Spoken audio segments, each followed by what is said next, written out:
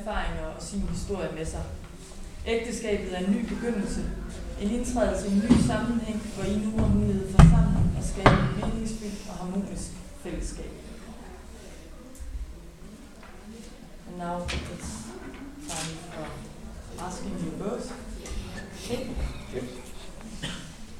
I now ask you, Darren Edward Chadwick, if you will take Marie Hüttensø to be your wife.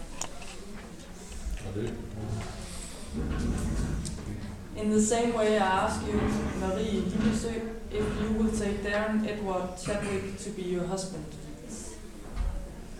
And the ring? But you're not allowed to kiss yet. So the ring right now. Which finger? That one? That's alright. Now that you have said yes to each other, I declare you husband and wife. I wish you a happy life together. Congratulations. Thank you. And now you may kiss. Oh, alright, yeah. Right. And then you have to sign. Someone in law for it. Yeah.